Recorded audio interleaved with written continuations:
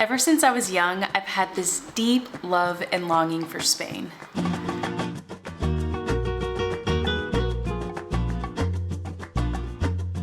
Spain, a country I had never been to with a language that I didn't speak, but I felt so drawn to it in a deep and understandable way, as if it had been my second home that I just hadn't been to in ages. From the age of 12, I started to take every Spanish class available to me in school, and when people would ask me why I would do such a thing, I would tell them, well, it's because I'm gonna live in Spain one day. Sometimes I wonder if this was my first and best example of manifesting something for my life. I would visualize living in a tiny apartment with white walls on the second story. I would look out and see historic buildings and plants draped from the balconies, and I'd imagine my kitchen being no bigger than 4 feet long and grabbing a white coffee mug from the cupboard. This dream stuck with me my entire life until one day I realized here I am.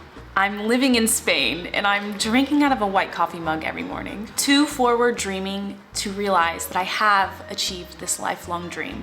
Too focused on what's next, how will I make money, where am I gonna live, and how do I get fluent in Spanish to realize that 12-year-old Jenna would be completely excited.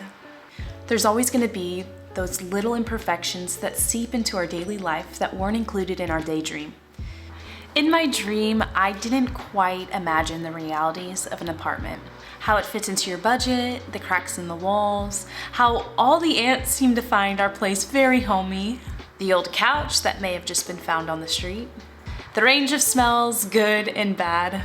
In this dream, I also didn't imagine the cultural differences when it comes to greetings and friendliness and how different it is living in a city versus a smaller US town. And I didn't think about the feeling of longing for a comfortable space of my own or an escape into nature, a walk to the mailbox, tea with friends in my kitchen, fall and Christmas decorations, or a Thanksgiving celebration. I didn't think about missing out on blowing out birthday candles surrounded by family, things that I don't have in my current reality.